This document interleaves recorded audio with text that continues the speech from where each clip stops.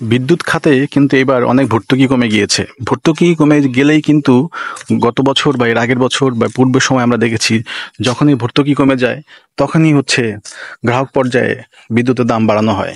কিন্তু এবার ব্যতিক্রম ঘটলো। এবার হচ্ছে ভর্তুকিও কমলো, পাশাপাশি বিদ্যুতের দামও কিন্তু বাড়ানো হইলো না, আগে যা ছিল তাই।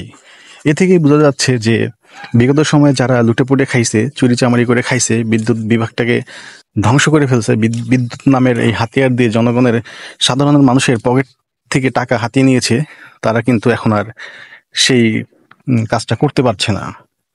বিদ্যুৎ অফিসগুলোতে যে বড় বড় কর্মকর্তারা ছিল, তাদের কারণেই মূলত হচ্ছে বিদ্যুতের দাম এত বাড়তি ছিল, এবং ভর্তুকির নামে নিজেদের বিলাসবহুল জীবন এবং নিজেদের ইচ্ছা পূরণ করত এই মন্ত্রী এমপিরা। কিন্তু বর্তমানে তারা এখন আর সক্রিয় না, কিছু সক্রিয় আছে। এবং পল্লী বিদ্যুৎ, ডেস্কো এরা সরাসরি গ্রাহক পর্যায়ে কিছু দুর্নীতি করে থাকে, সেটা হচ্ছে প্রিপেড মিটারের মাধ্যমে এবং বিল যে কালেকশন করে সেটার মাধ্যমে। কখনো কখনো দেখবেন আপনার প্রতি মাসে অ্যাভারেজ 150 ইউনিট বিল আসে, কখনো কখনো দেখবেন ওরা আপনাকে 100 ইউনিটের বিল করবে এবং 50 ইউনিট করে প্রতি মাসে জমায় রেখে 3-4 মাস পরে যে আপনার ধূপ করে 400 ইউনিট ফলাই দিবে। অর্থাৎ ইউনিটের যে একটা রেশিও থাকে বিদ্যুতের, সেই সেই রেশিওর একটা বেড়াজালে ফেলে আপনার কাছ থেকে অতিরিক্ত টাকা হাতিয়ে নেবে। অর্থাৎ 5 টাকার ইউনিট, বিদ্যুতের ইউনিট, সেই ইউনিট তারা আপনার কাছ থেকে নিবে 14 টাকা করে। এই যে একটা দুর্নীতি, এই যে একটা গ্রাহক ভোগান্তি, বাংলাদেশের মানুষ এই ভোগান্তি থেকে বের হয়ে যেতে চায়। বাংলাদেশের মানুষ চায় ন্যায্যটা দিতে, অর্থাৎ আমি যতটুক বিদ্যুৎ ব্যবহার করব ঠিক ততটুক যেন বিল নেয়। কিন্তু এই বিদ্যুৎ কোম্পানির লোকজনেরা সেটা কখনোই হইতে দেয় না।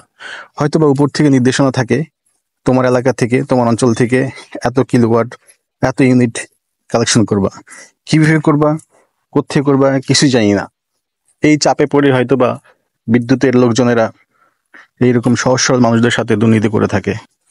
আমরা আসলে এই দুর্নীতি থেকে বের হইতে চাই, এবং এই দুর্নীতির সাথে যারা জড়িত থাকবে, সম্পৃক্ত থাকবে, সবাইকে বলবো, ভাই আপনারা ভালো হয়ে যান। মানুষের হক মেরে কেউ কিছু করতে পারে না। আপনি দুনিয়াতে হক মারবেন এবং দুনিয়াতেই দেখবেন আপনার কোনো না কোনো ভাবে এটা ফল পেয়ে যাবেন। সো মানুষের হক এটা আল্লাহ মাফ করে না। সো আপনাদেরকে সতর্ক করতেছি, আপনারা মানুষের হক মারবেন না। যার যতটুকু ন্যায্য ততটুকু বিল করবেন। এবং আপনি যদি বুঝতে পারেন যে এই ভদ্রলোকের বা কোনো একটা বাসার মিটারের সমস্যা আছে, তাহলে এটা আপনি বাড়ির মালিককে অবহিত করবেন যে আপনার মিটারটা বদলি করে নেন, কারণ আপনার কিন্তু অতিরিক্ত বিল কাটতেছে।